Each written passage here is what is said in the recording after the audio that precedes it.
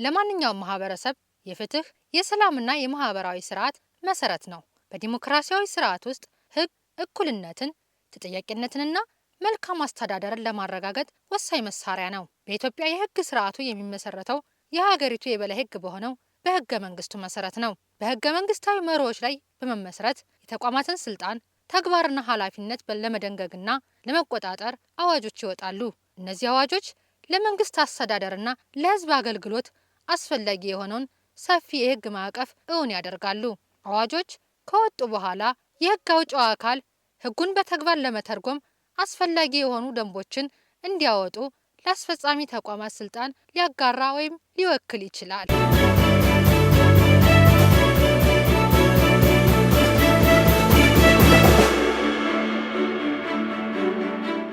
በተመሳሳይ በህግ የተቋቋሙ ተቋማት በተሰጣቸው የስልጣን ክልል ውስጥ መመሪያዎችን ሊያወጡ ይችላሉ።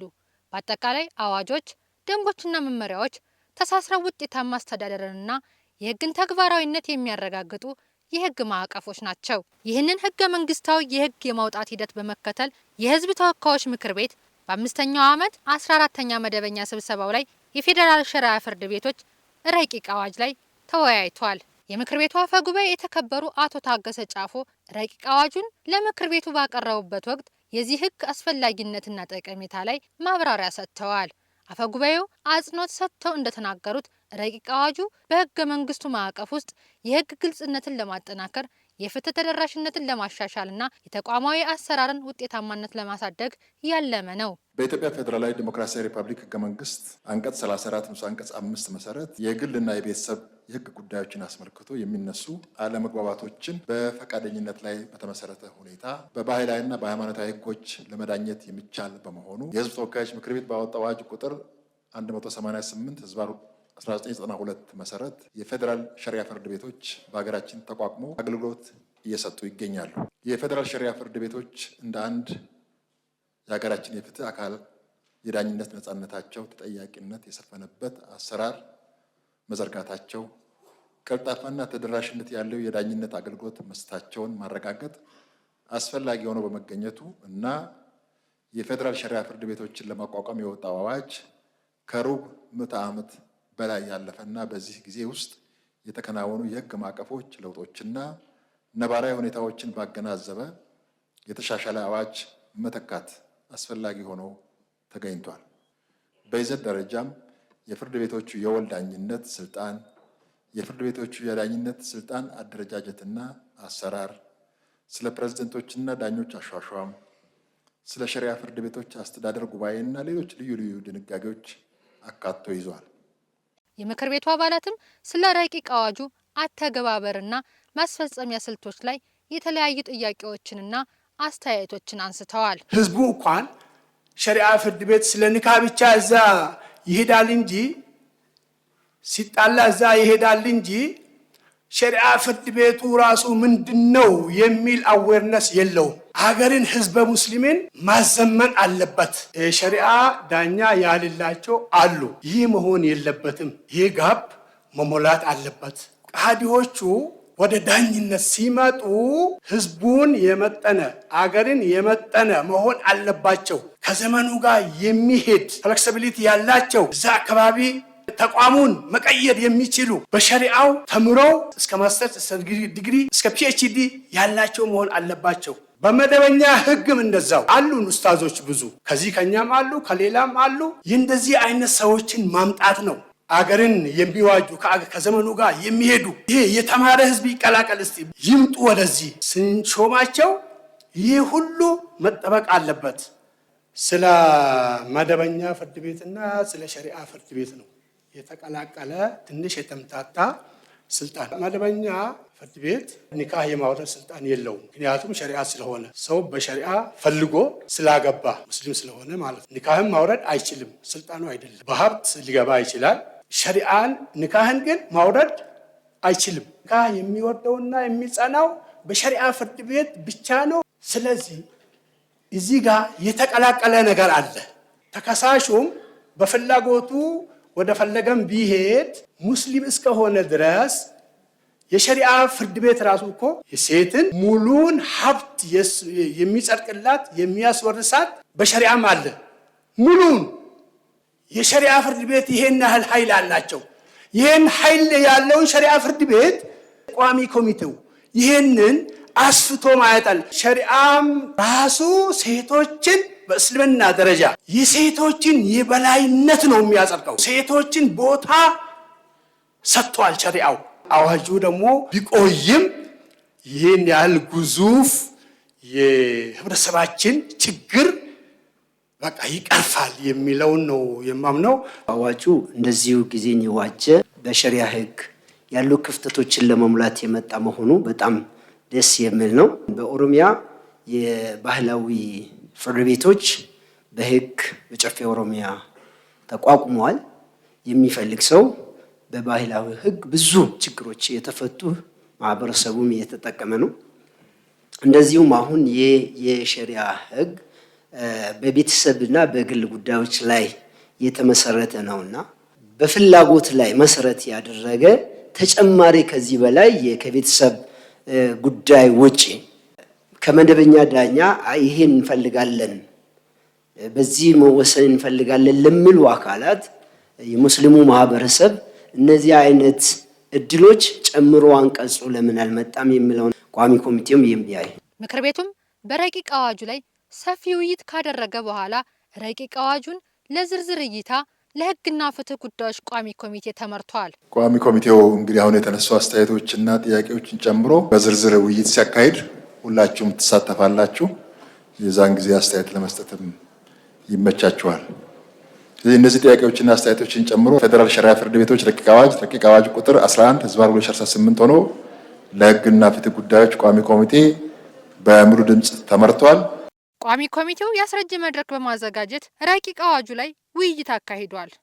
እንደሚታወቀው በምክር ቤቱ የአሰራርና የአባላት ስነ ምግባር ደንብ ቁጥር 6/2008 መሰረት ቋሚ ኮሚቴው በምክር ቤቱ የተመሩለትን ረቂቅ ህግ በሚመረምርበት ጊዜ እንደ አስፈላጊነቱ የአስረጂ መድረኮች እንደሚያመቻች ይደነግጋል።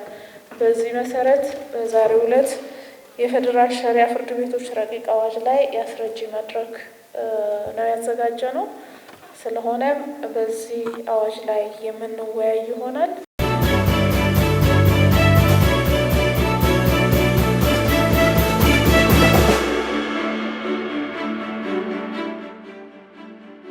በዚህም የቋሚ ኮሚቴው አባላትና የምክር ቤቱ ጽሕፈት ቤት የህግ ባለሙያዎች ላነሷቸው ጥያቄዎች በአስረጅነት የመጡ የህግ ባለሙያዎች ምላሽ ሰጥተውበታል።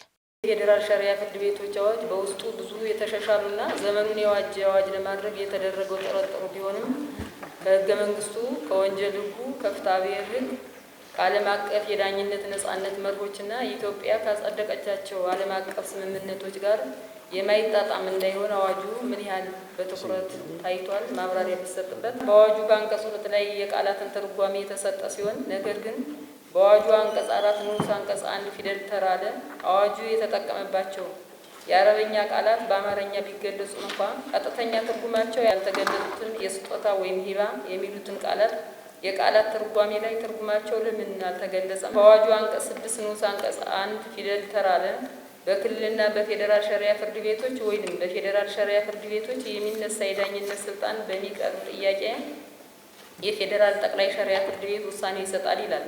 በአንጻሩ በዚህ አዋጅ አንቀጽ 7 ንዑስ አንቀጽ 3 ከአንድ የፌዴራል የመጀመሪያ ደረጃ ሸሪዓ ፍርድ ቤት ወደ ሌላ የፌዴራል የመጀመሪያ ደረጃ ሸሪዓ ፍርድ ቤት ወይንም ወደ ራሱ እንዲዞር የሚቀርብ ጉዳይ ስልጣኑ ለፌዴራል ከፍተኛ ሸሪዓ ፍርድ ቤት የተሰጠ በመሆኑ አንቀጽ 6 ንዑስ አንቀጽ 1 ከአንቀጽ 7 ንዑስ አንቀጽ 3 ጋር የሚጋጭ ሀሳብ በመሆኑ ተጨማሪ ማብራሪያ ቢሰጥበት። በአዋጁ አንቀጽ 6 ንዑስ አንቀጽ 3 ፊደል ተረሃ የፌዴራል ጠቅላይ ሸሪዓ ፍርድ ቤት በይግባኝ ሰሚነት ስልጣኑ አይቶ በሰጠው የመጨረሻ ውሳኔ ላይ ወይም የፌዴራል ከፍተኛ ሸሪዓ ፍርድ ቤት በይግባኝ ሰሚነቱ አይቶ በሰጠው የመጨረሻ ውሳኔ ላይ የፌዴራል ጠቅላይ ሸሪዓ ፍርድ ቤት ሰበር ሰሚ ችሎት ስልጣን መሆኑን የሚገልጽ ሲሆን የፌዴራል ከፍተኛ ሸሪዓ ፍርድ ቤት በይግባኝ ሰሚነቱ አይቶ የሚሰጠው የመጨረሻ ውሳኔ ከጸናም ሆነ ከተሻሻለም የፌዴራል ጠቅላይ ሸሪዓ ፍርድ ቤት ሰበር ሰሚ ችሎት በቀጥታ የማየት ስልጣን ይኖረዋል ወይ? ከህገ መንግስቱ ጋር ምን ያህል ታይቷል፣ ከወንጀል ህጉ ጋር ከፍትሐ ብሔር ህግ ጋር የሚለው ይሄን ለማጣጣም ታስቦ የተጠሪነቱ ጉዳይ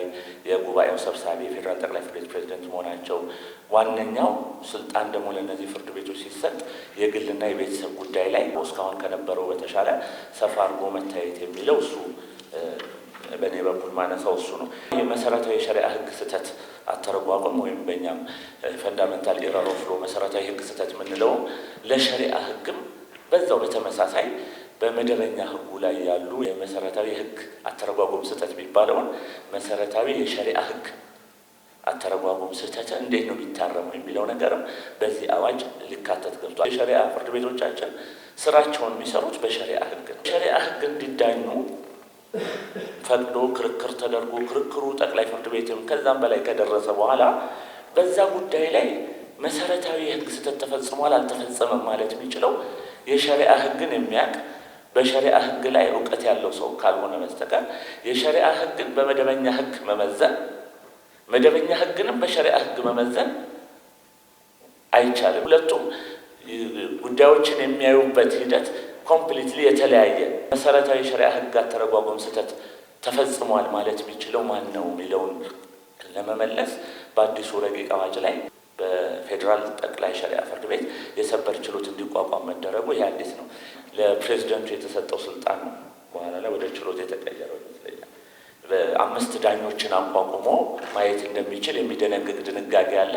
ይሄን ወደ ሰበር ችሎት ከፍ አድርጎ ራሱን የቻለ የፌዴራል የሸሪዓ ሰበር ችሎት እንዲቋቋም የማድረግ ሂደቱ ነው የተደረገው። የዳኞች አስተዳደር ጉባኤ እንዲኖረው ተደርጓል።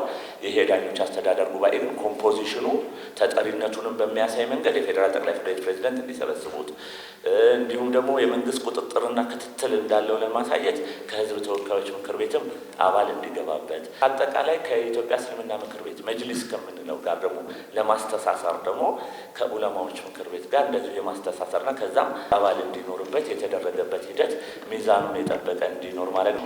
ተደራሽ እንዲሆን ለማድረግ ወደፊት የት ይቋቋማል የሚለውን መመሪያ ቢወጣ የሚለው አብዛኛው በርካታ ጥያቄዎች ቢወሰዱ የማስባቸው ቃላት ሌላ ለሶስተኛ ወገን ግልጽ እንዲሆን የተባለው የትርጉም አቀማመጥ የተባሉትና ተደራሽ መሆን አለባቸው ብሎ የሚያስበው የሸሪዓ ፍርድ ቤቶች አሁን ካሉበት ቦታ በላይ እንደተባለው ብዙ ቦታ ተደራሽ ሊሆኑ ይገባል። የፌዴራል ከፍተኛ ፍርድ ቤት በይግባኝ ሰሚነቱ አይቶ የስር ፍርድ ቤት ውሳኔ በማጽናት የወሰናቸው ውሳኔዎች ከሆኑ ቀጥታ ወደ ሰበር እንደሚሄዱ ማስተካከያ ማድረግ ይቻላል። የሚጨመረው ሀረግ የስር ፍርድ ቤትን ውሳኔ በማጽናት በሰጠው የመጨረሻ ውሳኔ ላይ የሚል ሀረግ ሊጨመርበት ሞር ሴንስ ይሰጣል። የፌዴራል ጠቅላይ ሸሪዓ ፍርድ ቤት ሰበር ሰሚ ችሎት ተደራጅቶ ወደ ስራ እስከሚገባበት ጊዜ ድረስ የፌዴራል ጠቅላይ ሸሪዓ ፍርድ ቤት ፕሬዝዳንት በባለ ጉዳዮቹ ጠያቂነት በፌዴራል ሸሪዓ ፍርድ ቤቶቹ ችሎት መካከል መሰረታዊ ትርጉም ልዩነት ያለባቸውን የሸሪዓውን ሕግ የሚመለከቱ ጉዳዮች ሲነሱ ከ5 ያላነሱ ዳኞች ተሰይመው እንዲያዩ ለማድረግ ይችላል ይላል። ነገር ግን በምክንያት ጊዜው እንዳይጓተት ሰበር ሰሚ ችሎት ተደራጅቶ ወደ ስራ የሚገባበት ጊዜ ገደብ ማስቀመጥ አይቻልም ወይ? አዋጅ ላይ ጊዜ ማስቀመጥ ያ ነገር በጊዜው ካልተፈጸመ የሚያመጣውን ፕሮብሌማቲክ ችግር ከግምት ውስጥ በማስገባት ነው። በተለይ ደግሞ ለእኛ ጊዜ መወሰን ያልቻልነው በወቅቱ ዳኛ ምልመላ ያስፈልገዋል። የዳኞች ቁጥር አሁን ባለው ሁኔታ አነስተኛ ነው። ስለዚህ ከዛ አንጻር የሚወስደውን ጊዜ መወሰን ስላልቻልን ነው በጊዜ ያላስቀመጥ ነው። ያው ዲስክሬሽኑን ለአስተዳደሩ ሰጠነዋል ማለት ነው። አስተዳደሩ በተቻለው ፍጥነት እንዲያደራጀው ይህንን ሰበር ሰሚ ችሎት ነው። በአዋጅ አንቀጽ 10 የፌዴራል ከፍተኛ ሸሪዓ ፍርድ ቤትና የፌዴራል መጀመሪያ ደረጃ ፍርድ ቤት ለየፍርድ ቤቶቹ ፕሬዝዳንት እንደ አስፈላጊነቱ ምክትል ፕሬዝዳንት ይኖራቸዋል ይላል። እንደ አስፈላጊነቱ የሚለው ቃል መስፈርቱ ምንድን ነው? ለትርጉም የተጋለጠ አይሆንም ወይ? የፌዴራል ከፍተኛ ሸሪዓ ፍርድ ቤትና የፌዴራል መጀመሪያ ደረጃ ሸሪዓ ፍርድ ቤት የማስያዣ ስፍራ በአዲስ አበባና በድሬዳዋ ከተማ አስተዳደሮች ይሆናል ይላል። እነዚህ ፍርድ ቤቶች ማህበረሰቡን በቅርበት ለማገልገል በክልሎች ላይ ተዘዋውሮ ችሎት አይኖራቸውም ወይ? ለክልል ሸሪዓ ፍርድ ቤቶች የሚሰጡ ውክልና አይኖርም ወይ? የመጀመሪያ ደረጃ ፍርድ ቤትና ከፍተኛ ፍርድ ቤቶቹ ምክትል ፕሬዝዳንቶች መቼ ነው የሚኖራቸው የሚለውን ዝርዝር መስፈርት ከማስቀመጥ ስልጣኑን ለራሱ ለዳኞች አስተዳደር ጉባኤውና ለፕሬዝዳንቱ ሰጥተን ብናልፈው ሁኔታውን አይቶ ይወስናሉ የሚል ነው ያስቀመጥነው። እስልምና ትምህርት ተቋማት በሸሪዓ ሕግ የሰለጠነ ወይም በሸሪዓ ሕግ በቂ የሆነ ልምድና እውቀት ያካበቱ ይላል። ነገር ግን በመደበኛ የሕግ ትምህርት ቤት ተመርቆ የሚወጡ ሙስሊም የሕግ ባለሙያዎች ፍላጎት ያላቸው በሸሪዓ ሕጉ ላይ አጭር ስልጠና ተሰጥቷቸው በሸሪዓ ፍርድ ቤት ላይ ተቀጥሮ እንዲሰሩ እድሉ ለምን አልተመቻቸላቸውም? ማብራሪያ ብሰጥ። መደበኛ የሕግ ትምህርት ቤት የተማረ ሰው ተጨማሪ ደግሞ የሸሪዓ ሕግ እውቀት ኖሮት ወደ ሸሪዓ ፍርድ ቤት ቢመጣ በጣም ጥሩ ነው። ነገር ግን የሸሪዓ ፍርድ ቤት ዳኛ ለመሆን የግድ የመደበኛ ሕግ ትምህርት ደግሞ የተማረ ሰው መሆን አለበት ካልን ግን እሱ ደግሞ ትንሽ ነገሩን በጣም የሚያጠብ አረግ ይወስዷል እና እዚህ ላይ ፎከስ መደረግ ያለበት የሸሪዓ ሕግ እውቀቱ ነው። በኋላ የሚዳኘው በዛ ምክንያት ስለሆነ ነው የሚለው ነው። በአዋጁ አንቀጽ 17 ንዑስ አንቀጽ 1 የፌዴራል ጠቅላይ ሸሪዓ ፍርድ ቤት በፍርድ ቤቱ አስተዳደር ጉባኤና በኢትዮጵያ እስልምና ጉዳዮች ጠቅላይ ምክር ቤት ኡለማ ጉባኤ ትብብር ተመልምሎ በፌዴራል ጠቅላይ ፍርድ ቤት የፕሬዝዳንት አቅራቢነት በኢፌዴሪ ሕዝብ ተወካዮች ምክር ቤት የሚሾሙ አንድ ፕሬዝዳንትና አንድ ምክትል ፕሬዝዳንት ይኖሩታል ይላል።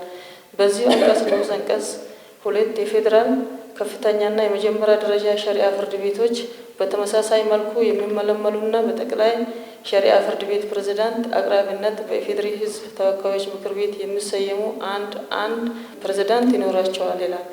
በተመሳሳይ መልኩ ከሚባል የግልጸኝነት ችግር ስላለበት ግልጽ በሆነ መልኩ ለምን ተብራርቶ አልተቀመጠም? ተመሳሳይ መልኩ የሚለው ሀረግ ቢወጣ ምንም የትርጉም ችግር አያስከትልበትም አንቀጹ ላይ። ስለዚህ በተመሳሳይ መልኩ የምትለው ሀረግ መሰረዝ ትችላለች ማለት ነው።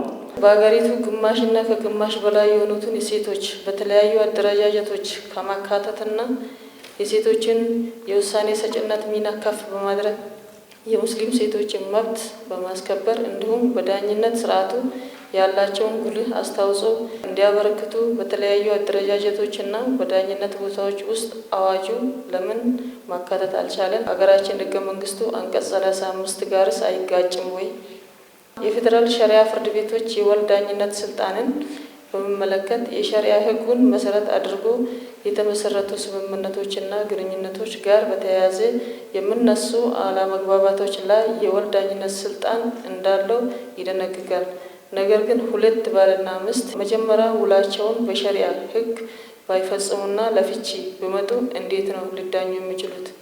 በተጨማሪም በሸሪዓ ሕግ የተጋቡ ጥንዶች ፍቺ ቢፈጽሙ ከሁለቱ አንዱ በሸሪዓ ሕግ ለመዳኘት ፈቃደኛ ካልሆነ እንዴት ይዳኛሉ? ከዚህ በፊት ከወጡ ከሴቶች የንብረት መብት ጋርስ እየተጣጣመ እንዲሆን አዋጁ እንዴት አይቶታል የሚል ነው። በአዋጁ ላይ ሴት የጾታን ትርጉም አለመስጠታችን ይሄ አዋጅ ወንዶችን ብቻ የሚመለከት እንዲመስል አድርጎት ከሆነ አላውቅም እንጂ አዋጁ ላይ ሴቶችን ከዳኝነትም ከምንም የሚከለክል ድንጋጌ የለም። ምንድን ነው በሸሪዓ ሕጉም እኛም አብረውን የሸሪዓ ባለሙያዎች ነበሩ። ሴቶች ዳኛ ሆነው መስራት የሚችሉበት ሁኔታ አለ የሚል አለ። አንዳንዶች ደግሞ ዳኛ ሆነው መስራት የለባቸው የሚሉባቸው ሁኔታዎች አሉ። ስለዚህ ይሄ ዳይለማ ውስጥ ከምንገባ ሳንከለክልም ሳንፈቅድም ራሱ ሂደቱ እንዲወስነዋለን። እኛ ባይዘወይ በግልጽ መፍቀድም ግዴታ አይደለም እስካልተከለከለ ድረስ። ስለዚህ ሳንከለክል ያለፍነው ለዛ ነው እና አሁንም ባለው ሁኔታ አዋጁ ሴቶችን አይከለክልም። በዋነኝነት መፍቀዱን ግን ለራሱ ለሃይማኖቱ አባቶች እና ለቃዲዎቹ ትተነዋል። ወደፊቱ እነሱ አይተው ሲመለምሉ የሚመለምሉበት ሁኔታ መመሪያም ስለሚኖረው ሲመለምሉ የሚወስኑት ይሆናል ማለት ነው። ከልካይ ድንጋጌ ግን የለም እዚህ ውስጥ። ዋናው ነገር ሸሪዓ ፍርድ ቤቱ ካሉበት ችግሮች አንዱ እና ዋነኛው ብለን መጀመሪያ ጥናታችን ላይ ካስረጋገጥነው ነገሮች አንዱ የሴቶችና የህፃናት መብትን ማስከበር ላይ የነበረው ደካማ አፈጻጸም። ሸሪዓ ፍርድ ቤቱ በአግባቡ ጠንካራ አቋም ላይ ቆሞ በተለይ ደግሞ የህግ አተረጓጎምና የሰበር ሰሚ ችሎቱ የህግ አተረጓጎም ወጥነትን በደንብ ካረጋገጠ በኋላ በሸሪዓ ህጉ ላይ የተቀመጡላቸውን ለሴቶች ንብረት የማፍራት መብት የሰጠ ሸሪዓው። ከዳኞች አስተዳደር ጉባኤ ጋር ስብሰባን በተመለከተ በርከት ያሉ ስልጣናት ናቸው ለጉባኤ በተሰጠው። የዲሲፕሊን ጥያቄዎች አሉ። ሌሎች በየጊዜ ወቅትን የማይጠብቁ አንድ ወር የማይጠብቁ በየጊዜ ሊከሰቱ የሚችሉ ነገሮች አሉ። ወደ መደበኛ ፍርድ ቤት ራሱ ስንወስድ አሁን የፌዴራል ዳኞች አስተዳደር ጉባኤ በመመሪያ በአዋጅም የተቀመጠው በ15 ጊዜ እንዲገናኙ ካለው የጉዳዮች ፍሰት የዲሲፕሊን ጥያቄዎች እና ሌሎች ጉባኤ የሚያያቸው ጥያቄዎች የተነሳ እንደውም በየ15 ሳይሆን በየሳምንት እየተገናኙ ለጉዳዮች እልባት እየሰጡ ይገኛሉና እኔ ተግባራዊ ይሆናል ብዬ አስባለሁኝ። በአንድ ወር መሆኑ ብዙም የሚያስቸግር መስሎ አይታየኝም። ሀገራችን ካለችበት ተጨባጭ ሁኔታ ስናይ በተለይ ሸሪዓዊ የሆኑ ተቋማቶች እየተበራከቱ የመጡበትና የሸሪዓን እንቅስቃሴ ብቻ የሚከተሉ ለምሳሌ የባንኮች አሉ፣ ከወለድ ነፃ አገልግሎት የሚሰጡ ባንኮች አሉ፣ ኢንሹራንስ እና የተለያዩ መዋለ ንዋዮች አሉና እነዚህን የወለድ ነፃ አገልግሎት የሚሰጡና ሸሪዓዊ አገልግሎት ብቻ ስለሆነ ሰርቪስ የሚሰጡት እነዚህን በዚህ በዳኝነት ስልጣን ውስጥ ለማካተት ለምንድን ነው ያልተቻለው?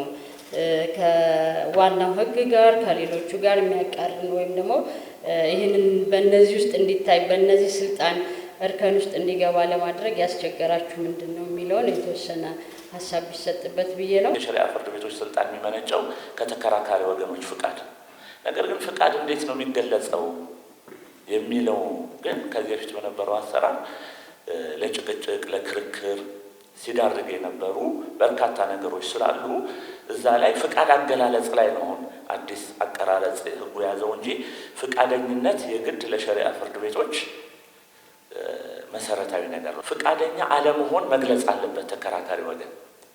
በዚህ ሸሪዓ ፍርድ ቤት የመዳኘት ፍቃድ የለኝም ካለ በዛ ሸሪዓ ፍርድ ቤት ሊዳኝ አይችልም።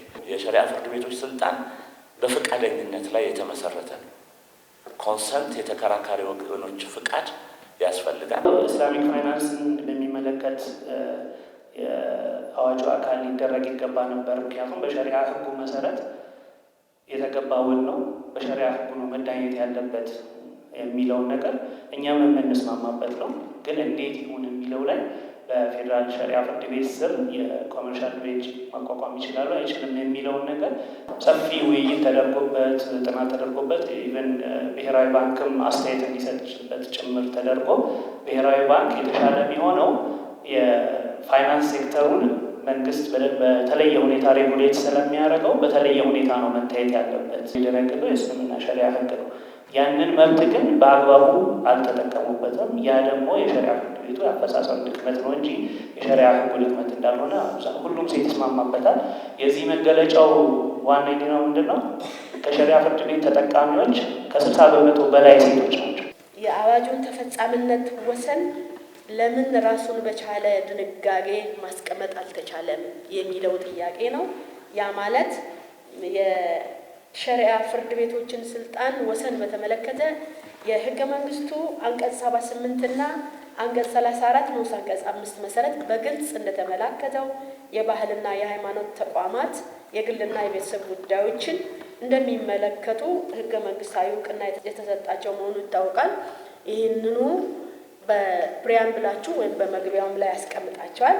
በመሆኑም ይህ ረቂቅ አዋጅም በህገ መንግስቱ የተፈቀደው አግባብ መሰረት አዋጁ የተፈጻሚነት ወሰኑን በግልጽ መደንገግ አለበት። ረቂቅ አዋጁ አንቀጽ 3 ንዑስ አንቀጽ 1 የፌዴራል ጠቅላይ ሸሪዓ ፍርድ ቤት ተጠሪነቱ ለፌዴራል ጠቅላይ ፍርድ ቤት እንደሆነ ይገልጻል። ይሁን እንጂ የፌዴራል ጠቅላይ ሸሪዓ ፍርድ ቤት ተጠሪነትን ለፌዴራል ጠቅላይ ፍርድ ቤት እንዲሆን የተደረገበት አመክንዮ ምንድን ነው? የፌዴራል ሸሪዓ ፍርድ ቤቶች ችሎትና የማስቻ ስፍራን በተመለከተ በአንቀጹ ንዑስ አንቀጽ 5 ስር የተገለጸው ሀሳብ የግልጽነት ችግር ስላለበት ግልጽ በሆነ መልኩ መደንገግ ቢቻል፣ ምክንያቱም የፌዴራል ከፍተኛ ሸሪዓ ፍርድ ቤትና የፌዴራል መጀመሪያ ደረጃ ሸሪዓ ፍርድ ቤት የተገልጋዩን ማህበረሰብ ብዛትና የፍርድ ቤቶችን በጀት ባማከለ መልኩ ተጨማሪ ምድብ ችሎቶች እንደሚኖሩ ይገልጻል።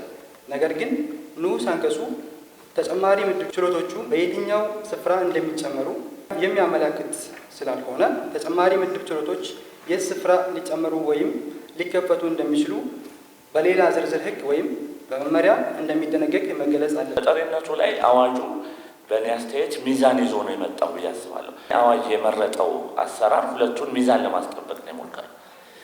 ምንድን ነው ሚዛኑ የተጠበቀው? አንደኛ ተጠሪነቱ ለፌዴራል ጠቅላይ ፍርድ ቤት እንዲሆን የዕለት ተዕለት ስራቸውን ለሚሰሩበት ደግሞ ራሳቸውን የቻለ የሸሪዓ ፍርድ ቤቶች የዳኞች አስተዳደር ጉባኤ እንዲኖረው የማድረግ ነው። ሁለቱንም ሚዛን ለማስጠበቅ ሞክረዋል።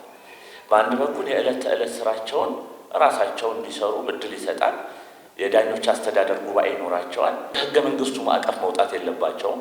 እነዚህ ሸሪዓ ፍርድ ቤቶች የሚሰሩት ስራ በህገ መንግስቱ ማዕቀፍ ውስጥ መሆኑንም ቼክ መደረግ አለበት። አዋጁ ሲወጣ ብቻ ሳይሆን በአጠቃላይ ጉባኤው ተቋቁሞም ከሄደ በኋላ የሚሰሩ ስራዎችም አንደር ዘ ኮንስቲቱሽን ባለው የሀገሪቷ ህግና ማዕቀፍ ፖሊሲ መሰረት መሆን አለበት። ሁለቱንም ሚዛን ለማስጠበቅ በአንድ በኩል ተጠሪነታቸው ለፌዴራል ጠቅላይ ፍርድ ቤት ይሆናል።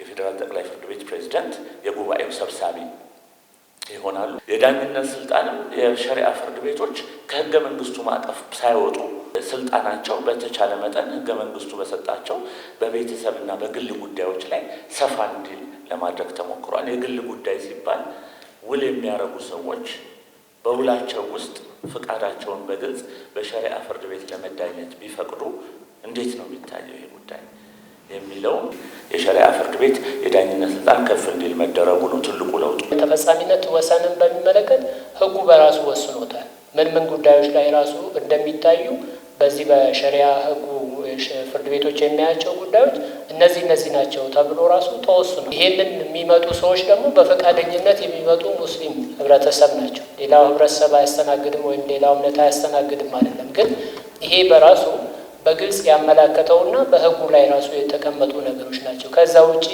አልፈለገና ተፈጻሚነት ወሰኑ ምንድነው የሚለውን ነገር ማስቀመጣችን ሪደንደንሲ ነው የሚሆነው የሚለውን ነገር ስላሰብን ነው ኦልሬዲ ይሄንን በግልጽ በሌሎቹም ላይ የተካተተ ስለሆነ ብናወጣው የሚል ሀሳብ ያስቀመጥ ነው። ፌዴራል ጠቅላይ ፍርድ ቤት ለሸሪዓ ፍርድ ቤቱ ለፌዴራል ጠቅላይ ፍርድ ቤት ተጠሪ የሆነበት አመክንዮ ያው ህገ መንግስቱን መሰረት የተደረጉ ነገሮች ናቸው።